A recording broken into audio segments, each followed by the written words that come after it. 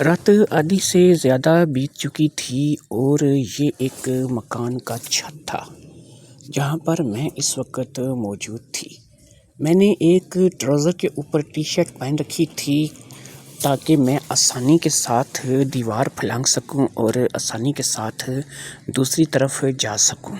ویسے تو یہ کام شلوار قمیض میں بھی ہو جاتا تھا، لیکن میں نے ٹراؤزر کو پہننا مناسب سمجھا تھا۔ اس ٹراؤزر کے اوپر میں نے ایک ٹی شرٹ پہن لی تھی اور موسم بھی ایسا تھا کہ اس ٹراؤزر اور ٹی شرٹ کے باوجود سردی گرمی کا احساس نہیں تھا۔ درمیانہ سا موسم تھا، نہ ہی زیادہ سردی تھی اور نہ ہی زیادہ گرمی تھی۔ میں اس چھت پر آ چکی تھی جو کہ پروفیسر کے گھر کو نیچے کی طرف اترتا تھا، یعنی ان کی پوڑیوں سے میں یہاں سے نیچے اتر کر کے اب آج رات وہ منظر دیکھنے والی تھی کہ جس منظر نے مجھے پریشان کر رکھا تھا، یعنی کہ اس واش روم میں چل کے آ رہا تھا اور اس واش روم میں کون سی ایسی پلاننگ تھی جو کہ آدھے گھنٹے بیٹھ کر کے ہوتی رہتی تھی۔ یہ وہ باتیں تھیں جو کہ مجھے الجھا رہی تھیں، کیونکہ ساتھ والے گھر کا نقشہ بالکل میرے اپنے گھر کے جیسا بنا ہوا تھا، اس لیے مجھے کسی قسم کی کوئی پریشانی نہیں تھی اور میں بلا جھجک دوسرے چھت پر کود کر کے سیڑھیوں کے راستے نیچے اتر آئی تھی اور میں نے وہاں پر آ کر کے باقاعدہ سے ایک جگہ اپنے لیے مخصوص کر لی تھی کہ اگر میں وہاں پر چھپتی تو مجھے کوئی آسانی سے دیکھ نہیں سکتا تھا، کیونکہ میں کسی کی نظروں میں آنے والی نہیں تھی اور میں ایک جگہ پر چھپی ہوئی تھی۔ میں صرف اس چیز کا انتظار کر رہی تھی کہ کب یہ لوگ واش روم کی طرف جائیں گے، واش روم کا رخ کریں گے اور مجھے جو ہے اپنے سوال کا جواب ملے گا۔ لہٰذا میں کافی دیر تک وہاں پر دبکی بیٹھی رہی۔ یہ ایک واشنگ مشین تھی جس کے پیچھے میں جو ہے چپ چاپ بیٹھی ہوئی تھی اور اندھیرا اس قدر زیادہ تھا کہ میں یہاں سے آسانی سے دکھائی نہیں دے سکتی تھی۔ ویسے بھی یہاں کا بلب جل نہیں رہا تھا بلکہ بند تھا اور صرف 2 ہی کمروں کے بلب جل رہے تھے اور دونوں کمروں میں سے کسی بھی کمرے میں پروفیسر اور اس کی بیٹیاں موجود ہو سکتی تھیں۔ لہٰذا میں اب دبکی بیٹھی تھی اور اس بات کا انتظار کر رہی تھی کہ پروفیسر یا اس کی بیٹیوں میں سے اگر کوئی واش روم کی طرف جائے تو میں اس کا پیچھا کروں۔ اتنے میں نے پروفیسر کی بڑی بیٹی کو دیکھا تو وہ واش روم کی طرف ہی بڑھ رہی تھی۔ وہ اکیلی تھی اور اس کے پیچھے کوئی بھی نہیں تھا، لیکن کیونکہ میں ان کی روٹین سے اچھی طرح سے واقف تھی، مجھے پتا تھا کہ جب یہ واش روم میں چلی جائے گی تو تھوڑی دیر بعد کوئی نہ کوئی واش روم میں پیچھے ضرور جائے گا۔ لہٰذا میں اس بات کا انتظار کرنے لگی اور تقریباً میری بات جو ہے وہ ٹھیک 5 منٹ کے بعد سچی ثابت ہوئی۔ 5 منٹ گزر جانے کے بعد میں نے پروفیسر کو بھی اسی واش روم کی طرف بڑھتے ہوئے دیکھا۔ مسئلہ یہ تھا کہ پروفیسر کی چھوٹی بیٹی ابھی واش روم کی طرف نہیں گئی تھی اور صرف میمونہ ہی تھی جو کہ واش روم کی طرف گئی تھی۔ میں رسک نہیں لے سکتی تھی کہ میں اب اٹھ کر کے ان کے پیچھے چل پڑوں اور واش روم کے پاس جا کر کے کھڑی ہو جاؤں یا واش روم کو دیکھنے کی کوشش کروں، لیکن میں اس بات کا رسک نہیں لے سکتی تھی کیونکہ اگر میرے پیچھے صبا آ گئی تو ظاہری بات ہے کہ میں پکڑی جاؤں گی۔ لہٰذا میں اس چیز کا انتظار کرنے لگی کہ صبا بھی اپنے کمرے سے نکلے گی اور واش روم کی طرف بڑھے گی، لیکن میرا یہ انتظار جو ہے کافی طویل تر ہوتا چلا گیا۔ آدھے گھنٹے سے زیادہ گزر گیا لیکن صبا اپنے کمرے سے باہر نہیں نکلی اور میں اپنی جگہ پر بیٹھی کی بیٹھی رہ گئی۔ آدھا گھنٹہ گزر جانے کے بعد میں نے میمونہ کو اور پروفیسر کو دونوں کو ہی واپس آتے ہوئے دیکھا۔ میمونہ اپنے کمرے میں چلی گئی جس میں شاید وہ صبا کے ساتھ سوتی تھی اور پروفیسر اپنے کمرے میں داخل ہو گیا۔ جو دونوں کمروں کی لائٹ چل رہی تھی، اب سمجھ میں آ گیا تھا کہ ان میں سے ایک کمرہ جو ہے وہ خود پروفیسر کی اپنی ذات کے لیے مخصوص ہے، جہاں پر پروفیسر خود اکیلا سوتا ہے یا پھر اکیلا رہتا ہے، جبکہ دوسرا کمرہ اس کی دونوں بیٹیوں کے لیے مخصوص تھا جہاں پر وہ رہتی تھیں۔ شاید وہ دونوں اکٹھے ہی رہتی تھیں اور ایک ہی کمرے میں سوتی تھیں۔ کافی دیر تک انتظار کرنے کے بعد مجھے وہاں پر کوئی کسی قسم کی ہلچل محسوس نہیں ہوئی اور بالکل ایسا لگتا تھا کہ جیسے بالکل خاموشی سی چھا گئی ہے اور کوئی بھی ایسا کام نہیں تھا جو کہ اب ہو رہا تھا اور دونوں کمروں کی لائٹ بھی بند ہو گئی تھی۔ میں پنجابی کی ایک مثال جو ہے وہ اپنے لیے یہاں پر دوں گی، نہاتی توتی رہ گئی تے منہ تے مکھی بہہ گئی۔ جی ہاں، میرے ساتھ ایسا ہی ہوا تھا، اور میں جہاں سے آئی تھی ویسے ہی چپ چاپ سیڑھیاں چڑھ کر واپس چھت پر آئی، اور پھر دیوار کو پھلانگ کر اپنی چھت پر آ کر اپنی سیڑھیوں سے نیچے اتر آئی۔ میرا سارا پلان درے کا درا رہ گیا تھا، اور میں پروفیسر یا اس کی بیٹیوں کے بارے میں کچھ بھی جان نہیں سکی تھی۔ اب ان کے گھر میں جب میں ہو کر کے آ گئی تھی تو میرے لیے ایک اور بات بھی تھی جو کہ سامنے مصیبت کا باعث بن گئی تھی۔ وہ یہ تھی کہ دروازہ جو واش روم کا تھا وہ تو یہ لوگ بند ہی نہیں کرتے تھے، دروازہ کھلا رہتا تھا اور لائٹ جلی رہتی تھی۔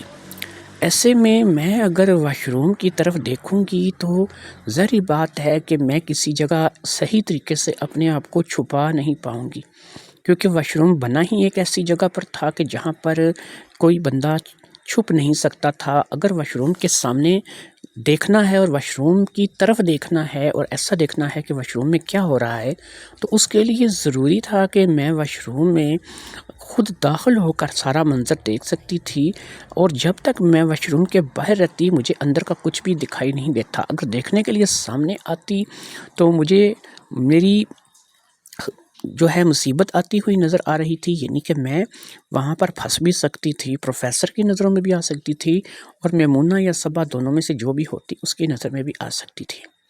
لہٰذا اب کیا کیا جا سکتا تھا یہ اب میری سمجھ میں نہیں آ رہا تھا کہ میں کیسے جو ہے وہ ان کو دیکھوں گی۔ ہاں، ایک چیز اور ہو سکتی ہے جو میرے ذہن میں آئی، دیکھنے سے زیادہ سننے میں بھی تو پتہ چل سکتا ہے۔ یہاں پر تو دیوار کے پار کا سنائی نہیں دیتا تھا، مجھے ان کی سرگوشیوں کی، ان کی باتیں کرنے کی آواز سنائی نہیں دیتی تھی، لیکن اگر وہاں پر میں چھپی رہوں گی، کوئی ایسی جگہ تلاش کروں گی کہ جہاں پر میں چھپ جاؤں اور ان کی آواز کو سننے کی کوشش کروں، تو واش روم کا دروازہ کھلا ہونے کی وجہ سے ان کی جو بھی آوازیں ہوں گی، جو بات چیت ہوگی، وہ اندر سے باہر میرے کانوں تک آسانی سے آئے گی۔ لہٰذا اس بات کو سوچ کر کے میں نے اپنے دل میں تھوڑا سا اطمینان لیا کہ بھئی دیکھنے سے کیا مطلب ہے، یا پھر دیکھ کر کیا کرنا ہے، جو بھی ہے وہ سن کر بھی تو پتہ چلایا جا سکتا ہے، اور میں سب کچھ سننے کے لیے تیار تھی۔ وہ دن جیسے تیسے گزر گیا، پھر رات کے آنے کا انتظار ہوا، اور رات آ گئی، اور جیسے ہی رات آدھی سے زیادہ بیت گئی اور مجھے ان کے کیونکہ ٹائم ٹیبل کا اب صحیح طریقے سے پتہ چل چکا تھا، تو میں نے دوسرے چھت پر جانے کی تیاری شروع کر دی۔ پھر میں تھوڑی ہی دیر میں دوسرے چھت پر کود گئی، اور میں اس طریقے سے کودی تھی کہ کسی کو بھی میرے کودنے کا احساس نہیں ہوا تھا۔ ویسے بھی میں ایسے کاموں میں کافی مہارت رکھتی تھی۔ میں جب کبھی گاؤں جایا کرتی تھی اپنی نانی کے ہاں، تو وہاں پر بھی مجھے چھت وغیرہ پھلانگنے کی خاص پریکٹس تھی، سیڑھیاں چڑھنے کی پریکٹس تھی، اور اس کے علاوہ بہت سی ایسی چیزیں تھیں جو کہ میں کرتی رہتی تھی، حتیٰ کہ میں درختوں پر چڑھ جاتی تھی، اور 2-3 منزل مکان ہوتا تھا تو شیڈوں سے لٹک لٹک کے اس پہ بھی چڑھ جاتی تھی۔ ان چیزوں کی مجھے گاؤں کے حوالے سے بڑی ٹریننگ تھی، اس لیے مجھے خدشہ نہیں تھا کہ میں پکڑی جاؤں گی۔ خیر، میں جب اس چھت پر کودی تھی تو تھوڑی دیر کے لیے میں بالکل خاموشی سے بیٹھ گئی تھی، اور میں نے اپنے آپ کو ایک بڑی پانی کی ٹینکی کے پیچھے کر لیا تھا کہ شاید اگر کسی کو تھوڑا سا احساس بھی ہو اور وہ میری طرف بڑھے تو مجھے اس کا جو ہے اندازہ وقت سے پہلے ہو جائے۔ لیکن تقریباً 5 منٹ تک اسی طرح بیٹھے رہنے کے باوجود بھی جب میں نے دیکھا کہ چھت کی طرف کسی کے بھی قدموں کی آہٹ سنائی نہیں دی اور نہ ہی کوئی چھت پر آیا ہے، تو میں نے چھت سے سیڑھیوں کے ذریعے نیچے اترنے کا پھر فیصلہ کر لیا۔ اب میں چھت سے سیڑھیوں کے ذریعے بہت آرام سے احتیاط سے نیچے اتری، اور پھر جا کر اپنی کل والی جگہ پر ہی، یعنی اسی واشنگ مشین کے پیچھے چھپ کر کے بیٹھ گئی۔ 1:30 سے اوپر ٹائم ہو چکا تھا، اور یہی آلموسٹ ان کا ٹائم تھا یہاں پہ روزانہ کا۔ یہی کچھ اسی ٹائم پہ روزانہ جو بھی کرتے تھے، اور کرتے کیا تھے اس کی مجھے ابھی تک سمجھ میں نہیں آئی تھی۔ باپ بیٹیوں کو لے کر کے میں منفی سوچ سکتی تھی، لیکن پھر مجھے خیال آتا تھا کہ بہرحال وہ ان کا باپ ہے، میں کیوں ایسا جو ہے اپنے ذہن میں گند سوچ رہی ہوں، یا مجھے ایسی سوچنے پر بھی شرم آنی چاہیے۔ میرا اپنا بھی باپ تھا، ماں تھی، اور میں جو ہے وہ بہرحال کبھی بھی ایسا نہیں سوچ سکتی تھی کہ ایسا کچھ باپ اور بیٹی کے درمیان ہوگا۔ لیکن پھر بھی جو کچھ بھی تھا وہ کچھ عجیب تھا، کچھ عجوبہ تھا، کوئی ایسا تھا کہ جس کی مجھے ابھی تک سمجھ نہیں آ رہی تھی۔ اور یہ بھی ہو سکتا ہے کہ منفی سوچ ہی میری سچ نکل آئے اور کل کو پتہ لگے جی کہ باپ اور بیٹیاں ہی جو ہے وہ آپس میں تعلقات بنائے ہوئے ہیں. بس میں کوئی ابھی بھی کچھ بھی جو ہے نا یقین سے نہیں کہہ سکتی تھی. مجھے بس یہی کچھ سوچنا تھا کہ مجھے جو بھی کرنا ہے، جیسا بھی کرنا ہے، مجھے جو ہے وہ اس راز پر سے پردہ فاش کرنا ہے اور اس راز کا پتہ چلانا ہے کہ یہ آخر اس ساتھ والے گھر میں چل کیا رہا ہے. میرے امی ابو کا تو یہ عالم تھا کہ وہ تو اپنے گھر میں گھوڑے بیچ کر سوتے تھے، اور میں جو ہے اب کیونکہ اس کام میں پڑ چکی تھی اس لیے میری آنکھوں سے تو نیند اٹھ چکی تھی. میرا تو اب اٹھنے اور سونے کا کوئی ٹائم نہیں رہا تھا. اس کی وجہ سے ماں تھوڑی پریشان بھی تھی اور وہ مجھ سے سوال بھی کرتی تھی، لیکن میں اسے یہی جواب دیتی تھی کہ بس ایسے ہی آج کل رات کو نیند نہیں آتی، یا پھر مجھے جو ہے وہ رات میں پیشاب کے لیے 1-2 بار اٹھنا پڑتا ہے جس کی وجہ سے مجھے دوبارہ نیند نہیں آتی. اس قسم کے بہانے بنا کر کے میں اپنا جو جان تھی وہ ماں سے چھڑا لیتی تھی اور اسی طریقے سے اپنا وقت گزار رہی تھی. واشنگ مشین کے پیچھے بیٹھے ہوئے مجھے تقریباً 10 سے 15 منٹ کا ٹائم ہو چکا تھا، اور ایسا محسوس ہو رہا تھا کہ آج ان کا کوئی ارادہ نہیں ہے واش روم جانے کا، یا پھر ان کا کوئی ایسا جو سسٹم ہے وہ مجھے نظر نہیں آ رہا تھا. پھر ایک دم سے میری امیدوں پر جو ہے وہ یعنی کہ اوس پھر گئی، اور وہ اوس یہ پھری کہ میں تو یہ سوچ رہی تھی کہ آج ایسا کچھ دکھنے کو نہیں ملے گا اور مجھے یہاں سے چلے جانا چاہیے. لیکن میری امید جو ہے اس پہ اوس پھر گئی، اور صبح جو ہے اس کو میں نے نکلتے ہوئے دیکھا.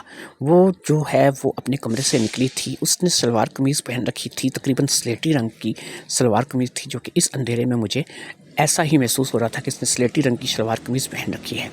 وہ واش روم کی طرف بڑھی، لیکن بڑھنے سے پہلے اس نے پروفیسر کے دروازے پر 3 بار ہلکے سے دستک دی تھی. دستک کی جواب میں کوئی جواب نہیں آیا تھا، اور نہ ہی پروفیسر نے اٹھ کر کے دروازہ کھولا تھا. الٹا صبح جو تھی وہ واش روم کی طرف بڑھ گئی تھی. صبح کے واش روم چلے جانے کے بعد اب میں اس بات کے لیے انتظار کر رہی تھی کہ اب دیکھتے ہیں کہ صبح کے پیچھے کون جاتا ہے. میں اس چیز کا خیال کر رہی تھی کہ 3 بار دستک جو ہے وہ پروفیسر کے دروازے پر دی گئی ہے، اور اب پروفیسر اٹھا کے اٹھا اب جائے گا. لیکن یہ کیا تقریباً 10 منٹ گزرنے کو تھے، لیکن ابھی تک پروفیسر نے اٹھ کر کے دروازہ نہیں کھولا تھا، اور نہ ہی پروفیسر جو ہے وہ صبح کے پیچھے گیا تھا. صبح بھی واش روم جا چکی تھی اور 10 منٹ گزر چکے تھے، ابھی تک وہ واش روم سے باہر نہیں آئی تھی. میں تو اب اس بات کو لے کر کے تھوڑا تنگ پڑنے لگی تھی کہ یار یہ کیا ڈرامہ ہے جو کہ مجھے بالکل سمجھ میں نہیں آ رہا ہے. ان کے درمیان کیا چل رہا ہے، اور یہ بات جو ہے یہ پر اسرار ہوتی چلی جا رہی ہے. یہ تو کسی سسپینس یا جاسوسی کہانی کا حصہ معلوم ہوتا ہے، لیکن میں اس راز سے پردہ فاش کرنے کے لیے بہرحال پوری طرح سے تیار تھی. 10 منٹ سے کچھ اوپر کا ٹائم ہوا، اور میں نے پھر میمونہ کو دیکھا کہ وہ اپنے کمرے سے نکلی اور وہ بھی جا کر کے پروفیسر کے دروازے کے پاس کھڑی ہو گئی. اس نے 3 بار دروازے پر اپنے ہاتھ سے دستک دیا، اور پھر وہ بھی واش روم کی طرف بڑھ گئی. میمونہ بھی جا چکی تھی، صبح بھی جا چکی تھی، اور اب مجھے پروفیسر کا انتظار تھا. میں اس انتظار میں تھی کہ کب پروفیسر بھی اس واش روم کی طرف بڑھے تو میں ان کے پیچھے جاؤں. میں واش روم میں سامنے نہیں ہو سکتی تھی کیونکہ واش روم کا دروازہ کھلا ہوتا تھا اور واش روم کی لائٹ چل رہی ہوتی تھی، اس لیے میں سامنے ہو کر کے کچھ بھی دیکھ اور سن نہیں سکتی تھی. لیکن یہ راہداری جس میں چھپی ہوئی تھی، یہ جہاں پر جا کر کے ختم ہوتی تھی، وہاں سے مجھے ان کی آوازیں ہو سکتا ہے کہ بہت واضح اور صاف سنائی دیں، کیونکہ وہاں سے واش روم کچھ زیادہ دور نہیں تھا. اس راہداری کے ختم ہونے پر ایک اور راہداری تھی جو کہ سیدھے ہاتھ کو مڑتی تھی. اسی راہداری میں آخری کونے میں واش روم تھا.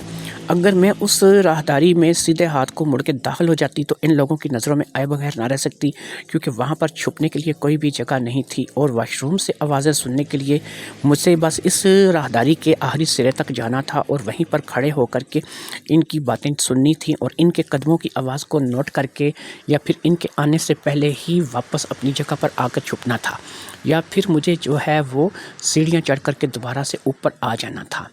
لیکن سیڑھیاں میں اسی وقت چڑھ کر اوپر آ سکتی تھی جب یہ لوگ دوبارہ سے اپنے کمروں میں چلے جاتے، کیونکہ جس راہداری میں چھپتی تھی وہاں پر سیڑھیاں اوپر جانے کا راستہ نہیں تھا. سیڑھیاں جو تھیں اسی واش روم والی راہداری کے بالکل سامنے بنی ہوئی تھیں، اور وہاں سے اوپر جانا تھا، اور وہ میں ان کی نظروں میں آئے بغیر اوپر نہیں جا سکتی تھی. جو کچھ بھی تھا یہ بڑا عجیب تھا. میرا دل تھا کہ تیزی سے دھڑک رہا تھا، لیکن میں نے اپنے دل کو اور احساسات کو اپنے قابو میں رکھا ہوا تھا. میں اس بات کو اتنی کامیابی سے اس لیے سر انجام دے رہی تھی کہ شاید اس سے پہلے بھی ایک دفعہ میں اپنے گاؤں میں ایسی حرکت کر چکی تھی۔ وہاں پر ہم نے چودھری کے بیٹے کا راز فاش کیا تھا، جس نے ایک ملازمہ کو پھنسا رکھا تھا اور سارا کچھ جو ہے وہ الزام ملازمہ پہ لگا رہا تھا، اور ملازمہ جو ہے وہ بری طرح سے پھنسی ہوئی تھی، لیکن ہم چودھری کے بیٹے کو بے نقاب کرنا چاہتے تھے۔ لہٰذا میں نے اپنے گاؤں کے کچھ دوستوں کے ساتھ مل کر کے چودھری کے بیٹے کو سب لوگوں کے سامنے بے نقاب کیا تھا، اور پورے پروف کے ساتھ چودھری کے سامنے اسے لے جا کر کے کھڑا کر دیا تھا۔ اس وجہ سے کیونکہ میں پہلے بھی ایسے کام کر چکی تھی تو میں زیادہ ڈری ہوئی نہیں تھی، میرے اندر حوصلہ تھا، اور مجھے پھر یہ بھی تھا کہ میں نے اگر کوئی ایسا وقت آ بھی گیا کہ ان لوگوں کو میرے یہاں پر ہونے کا پتہ چل گیا، یا ان لوگوں کے دماغ میں ایسی بات آ گئی کہ میں کون ہوں یا کہاں سے آئی ہوں یا میں ایسا کیوں کر رہی ہوں، تو اس کا بھی میں نے ایک انتظام کر رکھا تھا، اور وہ انتظام بڑا عجیب تھا۔ میرے پاس ایک ٹوپی تھی جس کو میں جلدی سے پہن لیتی، اس پہ صرف میری آنکھیں ہی دکھائی دیتی، کیونکہ میں نے پہلے ہی بلیک کلر کا ٹراؤزر، اس کے اوپر بلیک ٹی شرٹ پہن رکھی تھی، اب اوپر سے بلیک ٹوپی پہن کر کے میں ان کو باقاعدہ سے ایک چور ہی نظر آتی۔ باقی مجھے اپنی جسمانی صحت پر اور اپنی پھرتی پر اتنا پتہ تھا کہ دونوں لڑکیوں کو آسانی کے ساتھ دھکا دے کر میں پروفیسر جو کہ اچھا خاصا عمر کا تھا، اس سے بھی آسانی کے ساتھ میں ایک طرف ہٹا کر کے وہاں سے بھاگ سکتی تھی، اور اس سے پہلے کہ ان لوگوں کو کچھ سمجھ آئے میں آنن فانن میں وہاں سے رفو چکر ہو سکتی تھی۔ اور پھر سب سے بڑی بات ہے، ساتھ ہی تو میرا گھر تھا، اگر میں اپنے گھر پہنچ جاتی تو پھر مجھے کوئی بھی پکڑ نہیں سکتا تھا۔ میں فٹافٹ سے آگے اپنے کپڑے تبدیل کر لیتی، جو کہ میں بیڈ پر ہی چھوڑ کر جاتی تھی، کیونکہ مجھے پتا تھا کہ اگر کچھ مسئلہ ہو گیا تو پھر مجھے فٹافٹ سے بھاگنا پڑے گا، اور جیسے ہی میں بھاگ کر اپنے کمرے میں پہنچوں گی، میں سب سے پہلے اپنے یہ والے کپڑے اتار کر کے دوسرے کپڑے پہنوں گی، اور اپنے یہ والے جو کپڑے ہیں ان کی چھپانے کے لیے بھی میں نے ایک ایسی جگہ ڈھونڈ رکھی تھی جہاں پر اگر کوئی میرے گھر آئے بھی تو وہ ان کو آسانی کے ساتھ تلاش نہیں کر سکے گا۔ لہٰذا ایسی چیزیں میں نے پیشگی سوچ رکھی تھیں، کیونکہ اگر کچھ ہو گیا تو میرے لیے جو ہے وہ کوئی مصیبت نہ بنے، اور میں جو ہے آسانی کے ساتھ اپنے معاملات کو جو ہے وہ سر انجام دے سکوں۔ اب جب کہ میں انتظار کر رہی تھی کہ پروفیسر صاحب اپنے دروازے سے نکلیں گے، اور واقعی وہی ہوا کہ تقریباً 5 منٹ بعد پروفیسر بھی اپنے دروازے سے نکلا، اور بڑے تمطراق سے چلتا ہوا اس راہداری کی طرف بڑھا جس راہداری میں وہ واش روم بنا ہوا تھا، یعنی میری والی راہداری سے وہ سیدھے ہاتھ پہ مڑ کر کے واش روم کی طرف بڑھ گیا تھا۔ پروفیسر کے چلے جانے کے بعد میں اپنی جگہ سے دبے پاؤں اٹھی اور جا کر کے بالکل اینڈ پر راہداری میں کھڑی ہو گئی۔ اب میں ان کی آوازیں جو ہے ان کو سننے کی کوشش کر رہی تھی، اور کبھی کبھی میں ایک آنکھ کے ذریعے سے ان کو دیکھنے کی کوشش بھی کرتی، لیکن واش روم کا دروازہ کھلا ہونے کے باوجود باہر کوئی نہیں تھا، وہ واش روم کے اندر ہی تھے۔ کچھ آوازیں تھیں جو کہ ان کی آ رہی تھیں، لیکن مجھے ابھی بھی ان کی آوازیں جو ہے وہ واضح طور پر سنائی نہیں دے رہی تھیں۔ مجھے ایسا لگ رہا تھا کہ جیسے ان کے درمیان کچھ باتیں چل رہی ہیں، یا کوئی ایسی چیزیں ہیں کہ جو وہ آپس میں بات چیت تو کر رہے ہیں لیکن واضح طور پر سنائی نہیں دے رہی تھیں۔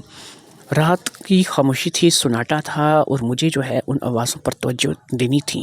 میرے کان اچھے خاصے صاف تھے، اور میں اپنے کانوں کی صفائی بھی کرتی رہتی تھی، اس لیے مجھے باریک سے باریک آواز بھی اچھے طریقے سے سنائی دیتی تھی، اس لیے میں نے اپنی پوری توجہ کو ان آوازوں پر مرکوز کر دیا۔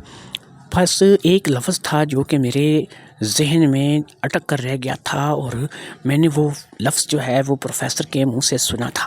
اب یہ نہیں پتا کہ وہ لفظ وہ اپنی بیٹی میمونہ کے لیے ادا کر رہا تھا یا اپنی بیٹی صبا کے لیے ادا کر رہا تھا، لیکن وہ لفظ بڑے واضح الفاظ میں نے سنا تھا، کیونکہ اس لفظ کو اس نے ذرا تھوڑا سا تیز آواز میں یا تیز لہجے میں ادا کیا تھا، اور وہ لفظ جو تھا وہ میرے رونگٹے کھڑے کر دینے کے لیے کافی تھا، اور میں جو ہے ہر بات کو اب سمجھ گئی تھی کہ ہو کیا رہا ہے۔ وہ لفظ کیا تھا؟ گھوڑی بنو گھوڑی۔ جی ہاں، پروفیسر نے اپنی بیٹی کو یہی کہا تھا، گھوڑی بنو گھوڑی۔ اب تو مجھے صاف صاف پتہ چل گیا تھا کہ یہاں پر تو کھیل ہی کچھ اور چل رہا ہے بھائی۔ لڑکیاں گھوڑی بنتی ہیں اور پروفیسر صاحب گھوڑا بن جاتے ہیں، اور پھر ان لڑکیوں کے ساتھ کیا معاملات ہو رہے ہوں گے، یا پھر واش روم میں کیا چکر چل رہا ہے، یہ تو اب مجھے ساری بات جو ہے وہ سمجھ میں آ رہی تھی۔ لیکن سوال یہ تھا کہ اب بھی وہی کام جو تھا وہ میرے ساتھ ہو رہا تھا کہ میں واضح طور پہ نہ دیکھ پا رہی تھی نہ سن پا رہی تھی. دیکھنے کا تو سوال ہی خیر پیدا نہیں ہوتا تھا، اور سننے کی جہاں تک باتیں تھیں تو مجھے اس بات کے علاوہ کوئی اور بات واضح طور پر سنائی نہیں دیتی. اور پھر تقریباً اسی طریقے سے آدھا گھنٹہ گزر گیا اور مجھے ایسا محسوس ہوا کہ جیسے اب وہ لوگ واش روم سے باہر نکلنے والے ہیں. میں فٹافٹ سے اس راہداری سے بھاگتی ہوئی آ کر کے اسی واشنگ مشین کے پیچھے جو ہے وہ ایک دفعہ پھر دبک پر کر بیٹھ گئی اور واشنگ مشین کے پیچھے میں چھپ گئی. میں نے دیکھا کہ سب سے پہلے پروفیسر جو ہے وہ آیا. پروفیسر کی حالت تھوڑی خراب ہو رہی تھی. وہ ایسے جیسے کہ بہت ہی زیادہ دور سے بھاگ کر آیا ہو، ہانپ رہا تھا اور اس کے سانس چڑھا ہوا صاف صاف محسوس ہو رہا تھا. وہ آ کر کے اپنے کمرے میں گھس گیا اور پھر جو ہے اس کے بعد جو ہے میں نے میمونہ اور صبا کو اکٹھے آتے دیکھا. میمونہ اور صبا بھی آ کر کے ادھر ادھر نگاہ دوڑائی اور پھر وہ اپنے کمرے میں داخل ہو گئیں. کمروں کی لائٹیں جل رہی تھیں اور ان کے کمرے میں داخل ہو جانے کے تقریباً 10 سے 15 منٹ بعد کمروں کی لائٹیں بجھ گئیں. میں نے مزید 10 سے 15 منٹ تک کا انتظار کیا اور پھر اس کے بعد میں بھی اپنی جگہ سے اٹھی اور جیسے دبے پاؤں آئی تھی ویسے ہی دبے پاؤں اپنے چھت کے اوپر آئی. سیڑھیاں چڑھ کر اپنی چھت کے اوپر آئی اور پھر اپنی سیڑھیاں نیچے اتر کر اپنے گھر آ گئی. آج بھی مجھے کچھ حاصل نہیں ہوا تھا اور یہ بات آج پھر راز میں ہی رہ گئی تھی. ایک بات تھی جو میرے کانوں میں رہ کر کے گونج رہی تھی اور یہ پروفیسر کی آواز تھی جسے میں نے پہچان بھی لیا تھا، سن بھی لیا تھا اور کچھ معاملات کو سمجھ بھی لیا تھا. اور پروفیسر کی یہ جو آواز آ رہی تھی اور جو مسلسل جو میرے کانوں میں گونج رہی تھی کہ گھوڑی بنو گھوڑی.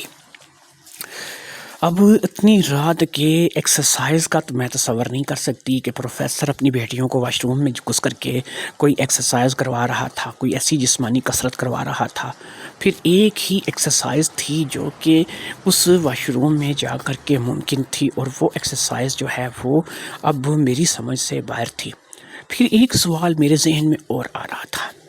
پروفیسر اگر یہ سب کچھ اپنی بیٹیوں کے ساتھ کر رہا ہے اور پروفیسر صاحب جو ہے ان کی اسی طریقے سے اپنی بیٹیوں کے ساتھ جو ہے وہ بات چیت چل رہی ہے، تو یہ کیا تھا کہ پہلے ایک بیٹی اٹھتی ہے، دروازہ کھٹکھٹاتی ہے تو واش روم چلی جاتی ہے، پھر دوسری اٹھتی ہے، دروازہ کھٹکھٹاتی ہے، واش روم چلی جاتی ہے. اس کے بعد پھر بڑے نوابوں کی طرح جناب پروفیسر صاحب اٹھتے ہیں، وہ اپنے کمرے سے نکلتے ہیں اور واش روم چلے جاتے ہیں. ارے بھائی تم لوگوں کے پاس اپنے اپنے علیحدہ علیحدہ کمرے موجود ہیں.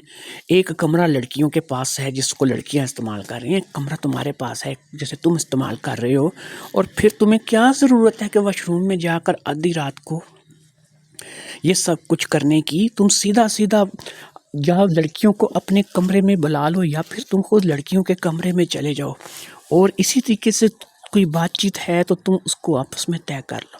اب تم جا کہاں رہے ہو؟ ایک واش روم میں جہاں پہ تم لوگ آدھا گھنٹہ گزار کر کے یہاں آ جاتے ہو. چلو وہی صحیح جو میں نے سوچا ہے، تم لوگ ویسا ہی کچھ کر رہے ہو. حتیٰ کہ پتہ نہیں ہے کہ ایسا کچھ ہو رہا ہے یا نہیں ہو رہا. یہ نہ ہو کہ کھودا پہاڑ اور نکلا چوہا والی بات نہ ہو جائے. یہ بات بھی میرے ذہن میں آ رہی تھی. میں کچھ سوچ رہی تھی نکل کچھ ہے، لیکن یہاں پہ یار ہو کیا رہا تھا جس نے مجھے الجھا کے رکھ دیا تھا. اور پھر یہ پروفیسر کوئی مجھے پاگل معلوم ہوتا تھا کہ اگر یہ یہی کچھ کر رہا تھا تو یہ اپنے کمرے میں جائے یا یہ لڑکیوں کے کمرے میں چلا جائے. یہ کون سا نیا طریقہ تھا جو کہ انہوں نے پراسرار قسم کا ڈھونڈ لیا تھا؟ ایک اٹھتا تھا وہ دروازے پہ دستک دیتا تھا، واش روم میں پہنچ جاتا تھا. دوسرا اٹھتا تھا دروازے میں دستک دیتا تھا، واش روم پہنچ جاتا تھا. اسی طریقے سے یہ ان کے درمیان چل کیا رہا تھا؟ کیا یہ لوگ جو ہے وہ ذہنی طور پر جو ہے وہ اپنی کسی تکلیف میں مبتلا تھے، کوئی ذہنی بیماری تھی، یا پھر یہ کس لحاظ سے جو ہے وہ اپنے وقت کو گزار رہے تھے؟ ان تمام باتوں کو لے کر سیدھے پوچھے تو مجھے تو غصہ آ رہا تھا. ارے بھائی اگر ایسا تعلق قائم تھا ان کے درمیان، پہلی بات تو یہ ہے کہ مجھے ابھی تک کوئی یقین سے بات میں کہہ نہیں سکتی تھی. میں ایویں کسی کے اوپر الزام لگا دوں اور کل کو بات کچھ اور نکل آئے. لیکن پھر یہ ہے کہ یہ تھا کیا؟ اس قدر سسپینس یار میں تو پھنس کے رہ گئی تھی. میں تو سوچ کے پاگل ہو گئی تھی کہ یہ ہو کیا رہا ہے اور یہ ان کے درمیان چل کیا رہا ہے. میں مطلب کہ واش روم کے جب سوراخ سے دیکھتی تھی تو تب بھی مجھے ان کی آوازیں سنائی نہیں دیتی تھیں. کبھی کبھی جو ہے وہ لڑکیوں کے جسم مجھے نظر آتے تھے یا پروفیسر کے پاؤں وغیرہ مجھے نظر آتے تھے. لیکن اب یہ کہاں کیا کہانی شروع ہو گئی ہے؟ یہ کہانی میری سمجھ سے باہر ہے یار۔ میں 2 دفعہ وہاں پہ گئی ہوں اور 2 دفعہ جو ہے وہ ایک ڈرامہ ہی ہے جو میں نے دیکھا ہے۔ ایک اٹھتی ہے باپ کے کمرے کا دروازہ کھٹکھٹاتی ہے، واش روم میں جا گھستی ہے، دوسرے اٹھتی ہے باپ کے کمرے کا دروازہ کھٹکھٹاتی ہے، واش روم میں جا گھستی ہے۔ باپ صاحب اٹھتے ہیں تو وہ جلاب چلتے ہوئے واش روم میں چلے جاتے ہیں، پھر اسی طریقے سے واپس آتے ہیں اور اپنے اپنے کمروں میں جاتے ہیں۔ اوئے بھائی تم لوگ کر کیا رہے ہو یار؟ مجھے تو تم لوگ پاگل کر دو گے، میں تو ذہنی طور پر الجھ کر رہ گئی تھی۔ لیکن اب یہ تھا کہ اس بات کا پتہ تو چلانا ہے کہ بھئی یہ ان باپ بیٹی کے درمیان ہو کیا رہا تھا، اور اگر یہ وہی کچھ کر رہی تھی جیسا میں سوچ رہی تھی، جو میری سوچ تھی، تو اس پہ میں ایک ہی بات کہوں گی کہ لاکھتی لعنت ان لوگوں کے طریقہ کار پر۔ بھائی میں لعنت ہی بھیج سکتی تھی، کہ اگر میں ان پہ لعنت نہ بھیجوں تو کیا کروں؟ آپ مجھے خود کہانی سننے والے بتائیں کہ یہ کیا طریقہ کار تھا۔ یہ طریقہ کار تو واقعی میری سمجھ سے باہر تھا۔ میں نے یہ تو سنا تھا کہ یہ جو کالج یونیورسٹیوں کے پروفیسرز ہوتے ہیں یہ تھوڑے سے جو ہے وہ خبتی قسم کے ہوتے ہیں، اور ان کی جو ذہنی سطح ہوتی ہے یہ کبھی کبھی بہت زیادہ بگڑ چکی ہوتی ہے۔ اپنی فیلڈ میں یہ اس قدر گھس چکے ہوتے ہیں، اپنے معاملات میں یہ اس قدر گھس چکے ہوتے ہیں کہ پتہ نہیں عجیب سی حرکتیں کرتے رہتے ہیں۔ لیکن یار یہ ایسی عجیب حرکت جو ہے نا، یہ واقعی میری سمجھ سے باہر تھی۔ لہٰذا اب اس راز کو فاش کرنا تھا اور اس راز پر سے پردہ اٹھانا تھا، تو مجھے پھر ایک ہی کام کرنا تھا کہ مجھے اپنی جاسوسی کو جاری رکھنا تھا۔ لیکن مجھے اس کام کے لیے جو ہے وہ اب ایک اور کام کرنا تھا۔ میں ایک کام کے انتظار میں رہنے لگی، اور وہ یہ کام تھا کہ مجھے ان لوگوں کے گھر سے باہر جانے کا انتظار تھا۔ میں نے ایک چیز کو سوچ لیا تھا کہ میں اگر ایسے ہی روزانہ آدھی رات کو اٹھ کر کے ان کے گھر جاتی رہوں گی تو کسی وقت پکڑی بھی جا سکتی ہوں، یا پھر کچھ اور بھی ہو سکتا ہے، کچھ معاملات گڑبڑ بھی ہو سکتے ہیں۔ لہٰذا میں نے یہ سوچا کہ یہ باپ بیٹی ویسے تو یہ گھر سے بہت کم نکلتے تھے، جاتے ہی نہیں تھے۔ باپ ہی تھا جو کبھی کبھی کہیں چلا جاتا تھا اور پھر وہ بھی واپس آ جاتا تھا۔ بچیاں تو بہت کم جاتی تھی۔ جب سے یہ آئی تھیں میں نے ان لوگوں کو زیادہ کہیں آتے جاتے نہیں دیکھا تھا۔ لیکن اب ایک چیز تھی کہ اگر یہ بیٹیاں دونوں ہی باپ کے ساتھ کہیں چلی جائیں اور ان کے ساتھ کچھ ایسا ہو کہ یہ واقعی گھر سے کہیں دور ہو جائے، تو پھر سیدھی سی بات ہے، دن ہو یا رات ہو مجھے ان کے گھر میں جانے میں کوئی پریشانی نہیں ہوگی۔ اور لیکن اس سے پہلے مجھے ایک کام اور کرنا ہوگا، اور وہ کام میں نے جو ہے وہ سوچ لیا تھا کہ اگر یہ باپ اور بیٹی یہاں سے نکل کر کے کوئی اپنا ٹھکانہ کرتے ہیں یا کہیں جاتے ہیں، یا پھر ایک آدھ دن کے لیے یا ایک آدھ گھنٹے کے لیے بھی چلے جائیں، تو مجھے جو ہے وہ موقع مل جائے گا کہ میں اپنے کام کو سر انجام دے سکوں گی۔ جی ہاں، میرے پاس کچھ ایسی آلات تھے جن کو ہم جاسوسی کے آلات بول سکتے ہیں، اور یہ آلات جو تھے وہ میرے خود کے اپنے پاس نہیں تھے۔ میرے ابو کے ایک دوست تھے امین انکل۔ امین انکل جو تھے ان کا جو تعلق تھا وہ پولیس سے تھا، اور محکمہ پولیس میں ان کے پاس بہت سی ایسی چیزیں تھیں کہ جو وہ مجھے بھی بتاتے رہتے تھے، اور جب میں ان کے گھر جاتی تھی تو میرے پاس وہ ان چیزوں کو لے کر کے آتے تھے اور ان چیزوں کی ڈسکس وہ میرے ساتھ کرتے رہتے تھے۔ میں نے امین انکل سے کچھ چیزیں جو تھیں، زیادہ نہیں، بس 2 سے 3 چیزیں جو تھیں وہ مانگنے کا فیصلہ کر لیا تھا کہ میں امین انکل سے ان چیزوں کو لوں گی، اور اس چیزوں کے ذریعے سے جو ہے وہ میں اپنے اگلے کام کو سر انجام دوں گی۔ امین انکل کی میری بڑی بنتی تھی، اور وہ مجھے بالکل اپنی بیٹی کی طرح سمجھتے تھے۔ مجھے امید تھی کہ میں اگر امین انکل سے وہ 2 یا 3 چیزیں مانگوں گی تو وہ مجھے آسانی سے دے دیں گے، اور اگر امین انکل نے مجھے وہ چیزیں دے دیں تو پھر یہی ہو سکتا ہے کہ میرا اگلا قدم جو ہے وہ اس پروفیسر اور اس کی بیٹیوں کا سارا پول کھول کے رکھ دے گا، اور میں ان کے راز کو سمجھ جاؤں گی۔ لہٰذا میں نے سب سے پہلے امین انکل کے ساتھ جا کر کے رابطہ کرنے کا فیصلہ کیا، کیونکہ اگر امین انکل ذرا بھی میرے ابو کو یا امی کو اس بات کے بارے میں بتا دیتے کہ میں نے ان سے کچھ ایسی چیزیں لی ہیں کہ جو جاسوسی کرنے کے زمرے میں آتی ہیں، تو ظاہری بات ہے کہ امی یا ابو کی جوتیاں جو ہے وہ میرا سواگت کرتی، جبکہ میں نہیں چاہتی تھی کہ امین انکل جو ہے وہ میرے گھر میں کوئی ایسی بات بتائیں۔ لیکن وہ باتیں جو ہیں وہ گھر میں نہ بھی بتاتے، تو بہرحال وہ جب جاسوسی کے سامان کو میں ان سے طلب کرتی تو ظاہری سی بات ہے کہ انہوں نے مجھ سے 100 سوال کرنے تھے، اور میں نے اپنے آپ کو ذہنی طور پر تیار کر لیا تھا کہ میں ان کے سوالوں کے کیا جواب دوں گی۔ بہرحال میں کسی نہ کسی طریقے سے ان کو قائل کر کے وہ جاسوسی کے آلات ان سے لینے کا ارادہ رکھتی تھی، اور پھر جیسے ہی یہ لوگ گھر سے کسی کام کی غرض سے باہر جاتے تو میں ایک کام کر سکتی تھی، اور وہ کام یہ کر سکتی تھی کہ میں ان آلات کو جا کر کے ان کے واش روم میں فٹ کرتی، اور پھر مجھے سب کچھ جو ہے وہ آسانی سے پتہ چل جاتا کہ ان کے واش روم میں کیا ہوتا ہے اور یہ کیا کرتے چلے آ رہے ہیں۔ میں کچھ بھی امین انکل کو بتا نہیں سکتی تھی، لیکن جب ان کا پول کھل گیا تو میں ظاہری بات ہے کہ امین انکل کو سب سے پہلے ان باتوں سے آگاہ کروں گی، اور ہو سکا تو ان کو سب کو جیل بھجواؤں گی۔ لیکن یہ سب کچھ کرنے سے پہلے جو ہے وہ میری اپنی تسلی ہونا لازم تھی۔ میں امین انکل کی طرف چلی گئی، اور پھر میں نے ان سے وہ سارا سامان طلب کرنے کی سوچ لی۔